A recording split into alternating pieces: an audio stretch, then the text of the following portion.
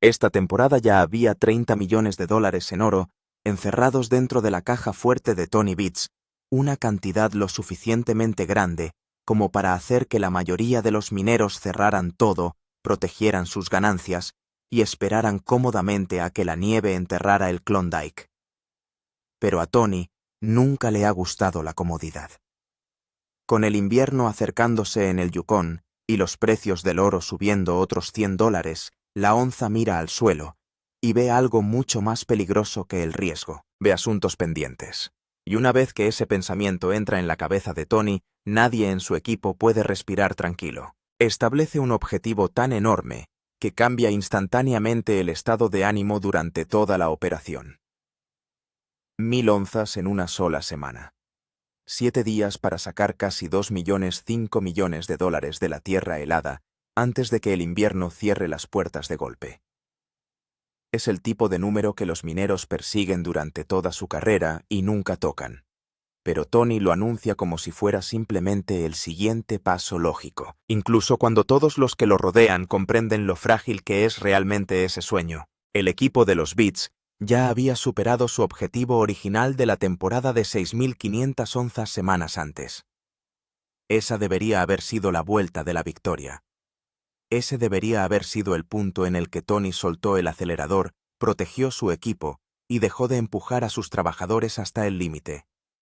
Pero para Tony, ese objetivo original nunca fue la meta. Era simplemente una prueba de que eran capaces de alcanzar algo aún más grande. Y hay otra razón por la que Tony se niega a reducir el ritmo. Parker Schnabel se está acercando a una asombrosa temporada de 10.000 onzas y ese número ha estado persiguiendo al Klondike durante todo el año. Se susurra en las estaciones de combustible, se intercambia en conversaciones por radio y se repite en los campamentos mineros como un desafío suspendido en el aire. Parker ha estado acumulando semana tras semana por encima de las 500 onzas y ahora está casi 700 onzas por delante de Tony, y para un hombre conocido como el rey del Klondike esa brecha se siente personal. Luego los precios del oro vuelven a subir y de repente cada onza enterrada en la tierra se vuelve aún más valiosa. Cada camión cargado de tierra remunerada ahora implica mayores riesgos que apenas unas semanas antes. Tony ya ha acumulado más de $30 millones en oro, pero lo único en lo que puede pensar es en cuánto más podría haber todavía detrás de sus reclamaciones. En Klondike, las oportunidades desaparecen rápidamente y perder una puede perseguir a un minero durante un año entero. Entonces Tony hace lo que siempre ha hecho cuando aumenta la presión. Él empuja más fuerte. Le dice a su equipo que van a buscar una semana de 1000 onzas y al instante todos entienden lo que eso significa. Cada planta de lavado debe funcionar sin problemas. Todo camión de transporte debe permanecer en movimiento. Cada transportador cinta cojinete y línea hidráulica debe sobrevivir porque una avería en el momento equivocado podría destruirlo todo. Mike Beats ya está atravesando el corte de la esquina y el terreno de Indian River en Paradise Hill, alimentando tierra paga lo más rápido posible. Otra planta está funcionando de manera constante y hay suficiente tierra acumulada de Hester Cut para alimentar otra operación más. Pero falta una pieza fundamental. Esa pieza que falta es Harold, la enorme cuarta planta de lavado de Tony, un monstruo de 100 yardas por hora que ni siquiera se ha activado esta temporada. Sin Harold, el sueño de las 1000 onzas parece casi imposible. Con Harold corriendo junto a las otras plantas, las matemáticas de repente se vuelven muy reales. 4 plantas de lavado funcionando las 24 horas del día podrían producir el tipo de semana histórica que Tony busca. El problema es que Harold no está preparado. Está hecho pedazos esparcidos por el patio mientras el reloj de la estación continúa avanzando hacia el invierno. La carrera comienza con la construcción de una plataforma lo suficientemente fuerte como para sostener la máquina gigante. Una planta de lavado de este tamaño no puede simplemente dejarse caer sobre un terreno blando y esperar que sobreviva. Los montones de la tripulación llenan de tierra a la izquierda el centro y la derecha nivelando cuidadosamente cada centímetro, mientras observan contratiempos y puntos débiles. Tony camina él mismo sobre la almohadilla limpia, pateando la tierra debajo de sus botas antes de finalmente decidir que es lo suficientemente estable. Entonces llega Harold. La enorme máquina se transporta a su posición y se baja sobre la plataforma con una precisión brutal. Parece simple desde la distancia, pero un error aquí podría destruir toda la configuración. Tony ha visto cimientos mal construidos arruinar equipos de millones de dólares antes y se niega a permitir que la historia se repita ahora que hay tanto en juego. Luego viene la enorme tolva alimentadora de 30 pies, la máquina responsable de tragar la tierra cruda y alimentarla a la planta. La tripulación lo guía hacia atrás centímetro a centímetro mientras grita comandos de radio y pide correcciones. Luego estalla el caos cuando el operador se da cuenta de que está escuchando en el canal de radio equivocado y el alimentador comienza a desconectarse. Durante un momento tenso, todo parece estar a segundos de un desastre antes de que la tripulación se dé cuenta del error y obligue a la máquina a volver a su posición. Se reinician, se realinean, vuelven a avanzar lentamente. Entonces, de repente la tolva gigante cae perfectamente en su lugar con el tipo de aterrizaje suave que oculta lo cerca que estuvieron las cosas de salir mal. El alivio se extiende entre la tripulación, pero dura solo brevemente porque todos saben que el verdadero problema aún está esperando. El agua impulsa todo en el Klondike. Sin presión, las esclusas fallan, la grava no se separa correctamente. El oro llega directamente a los relaves y desaparece para siempre. La enorme bomba diésel de Harold ha estado inactiva durante demasiado tiempo, y cuando Tony finalmente la enciende el tablero muestra instantáneamente una advertencia de error. El sistema afirma que los niveles de refrigerante son peligrosamente bajos. Tony abre el depósito e inmediatamente ve exactamente el problema opuesto. El depósito de refrigerante está completamente lleno, incluso rebosando. Entonces es cuando su expresión cambia porque sabe exactamente lo peligrosa que es esta situación. No importa si el refrigerante está realmente lleno o vacío, si el sensor se niega a cooperar. Y en ese brutal momento, Tony comprende la verdad.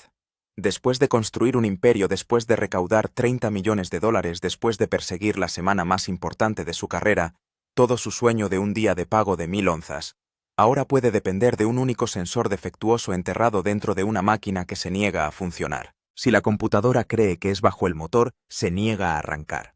Es un dispositivo de seguridad y es el tipo de problema que puede convertir un contratiempo de un día en un desastre de una semana.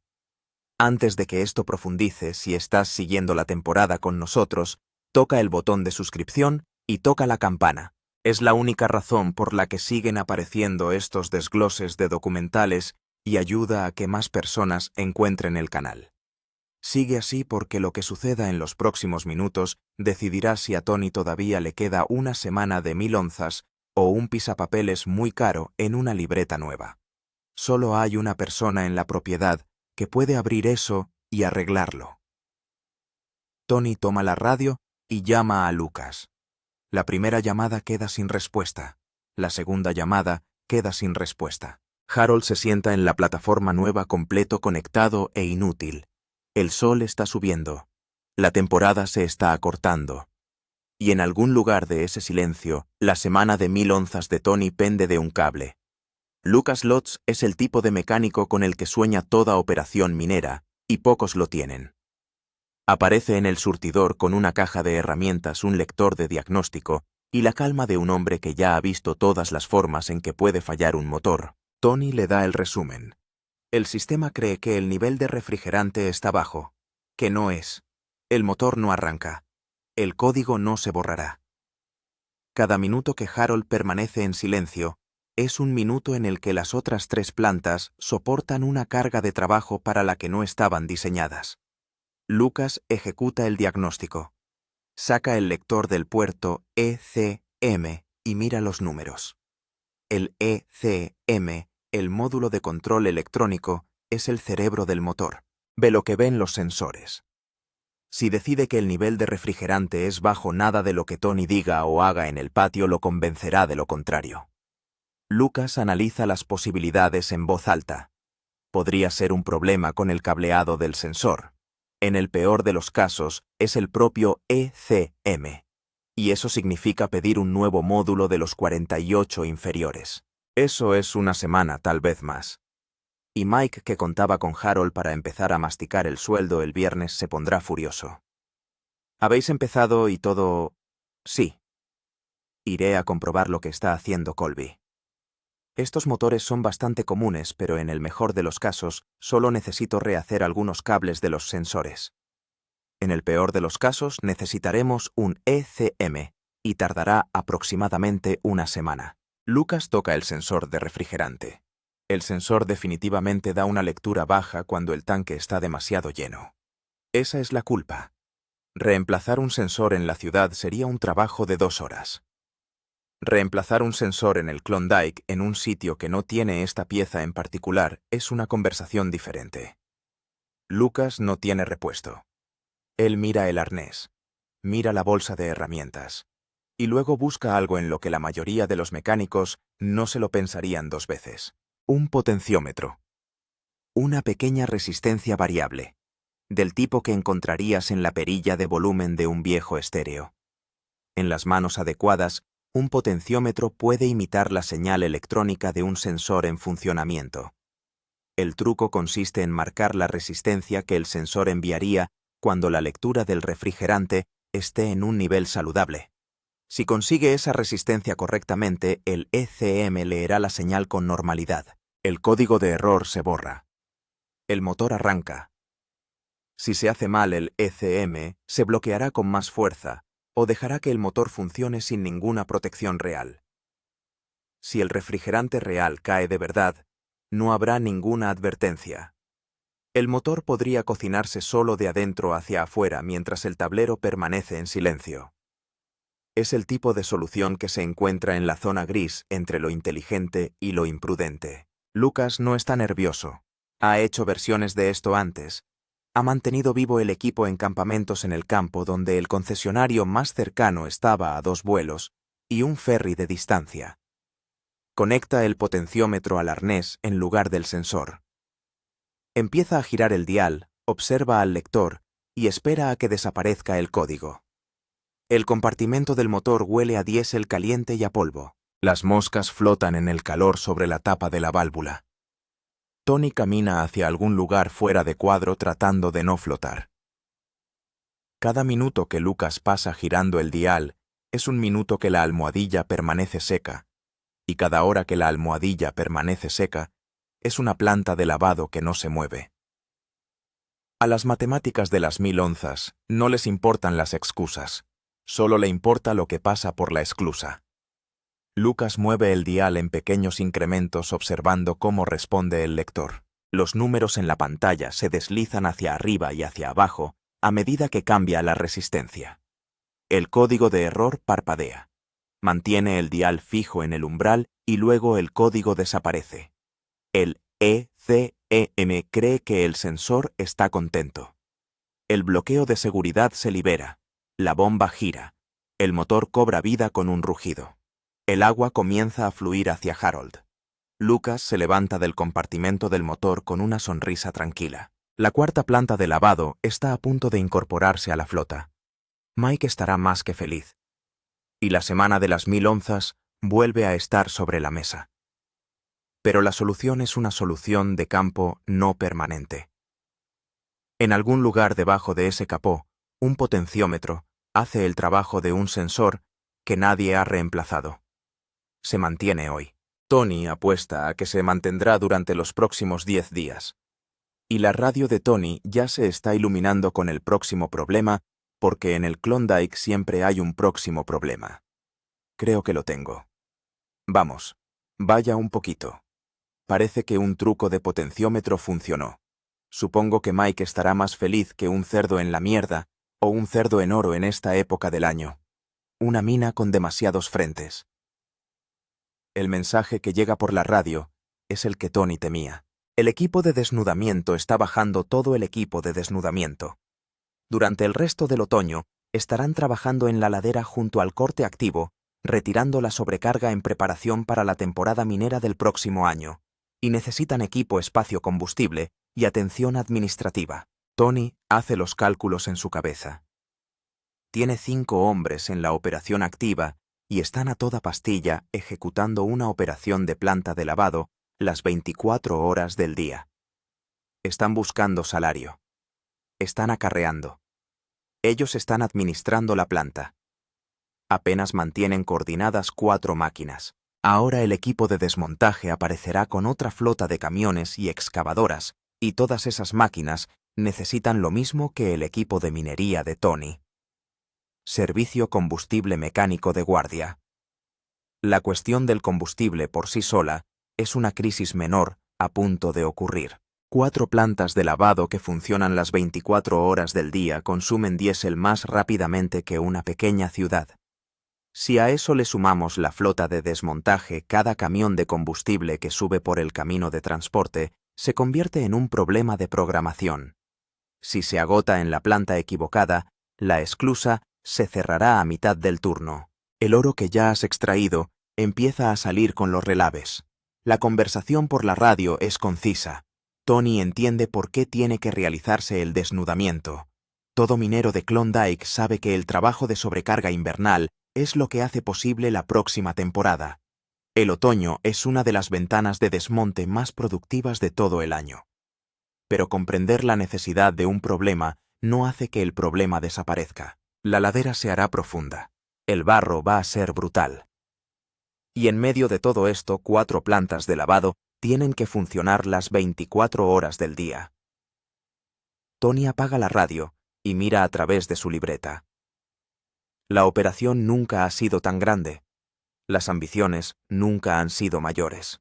Los márgenes de error nunca han sido tan estrechos. Cada máquina adicional en su terreno es otra cosa que puede romperse. Cada miembro adicional de la tripulación es otro par de manos que compiten por el mismo personal de apoyo limitado. Le dice a su equipo minero que mantengan las plantas en funcionamiento pase lo que pase. Les dice que se concentren en el salario. El despojo se producirá independientemente de que alguien esté preparado para ello o no. Él sabe cómo es un equipo distraído. Ha visto colapsar buenas temporadas en las últimas semanas porque el enfoque se desvió.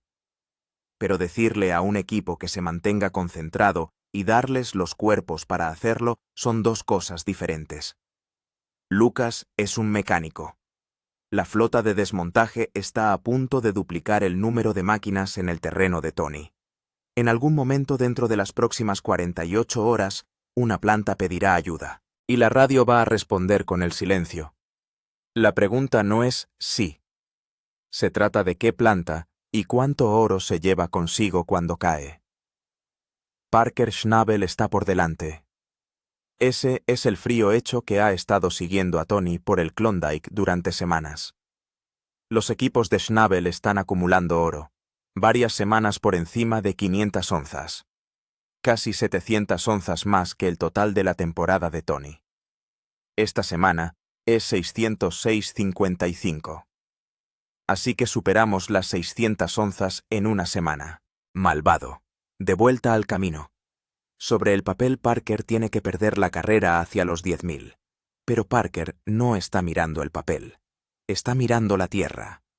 Mientras todos los demás persiguen el objetivo de la temporada actual, Parker ya ha cambiado parte de su enfoque al próximo año. Sus equipos de desmontaje están abriendo un nuevo pozo en el río Indian. Mitch, uno de los operadores más confiables de Parker, está ejecutando la operación de desmonte incluso mientras la mina activa funciona a toda velocidad. Parker comprende lo que a veces su competencia olvida. Las onzas que vierta a finales de este año son una consecuencia directa del terreno que expuso el otoño pasado. El desmantelamiento en otoño es el motor silencioso detrás de cada total de oro en los titulares.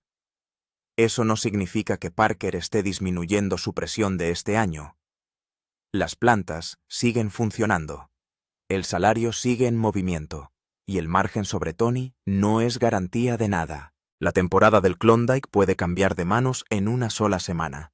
La ventaja de Parker es real, pero un botín de 1000 onzas de Tony cierra la brecha de la noche a la mañana. 2 de ellos y la corona cambia de cabeza.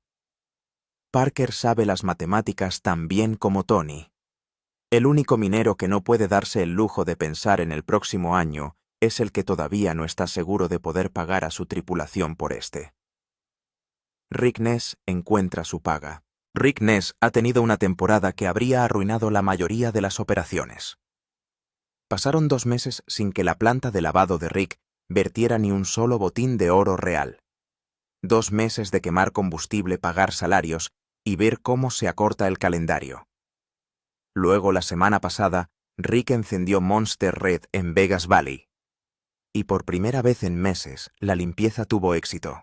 Más de 200 onzas. El tipo de número que le recuerda a una tripulación por qué vinieron al norte en primer lugar. El regreso de Zeta, el viejo amigo de Rick, eleva aún más al equipo. Zeta está de vuelta en el reclamo mirando el algodón de oro sobre la mesa y sacudiendo la cabeza ante su tamaño. Un equipo de 7 hombres moviendo tanta tierra no es un logro pequeño. Pero Rick ya está haciendo los cálculos de lo que queda. La meta de Rick es 1800 onzas. Ese es el número que activa el bono. Tal como están las cosas, Rick apenas supera los 600. Quedan 3 semanas, tal vez menos. Para llegar a 1800, Rick necesita un promedio de 400 onzas por semana durante el resto de la temporada. Sería un récord que su operación nunca ha alcanzado. ¿Cómo estás? Oh, hombre, esa es una historia completamente diferente. Sí, es esta época del año, hombre. Ya sabes, todo el mundo está cansado. Oh, sí, todo el mundo es normal. Todo el mundo es normal, pero estarán felices de verte y seguro que nos vendría bien un par de manos extra. ¿Dónde estás ahora? Ni siquiera llegamos a 700. Son apenas más de 600. Rick está tratando de creer.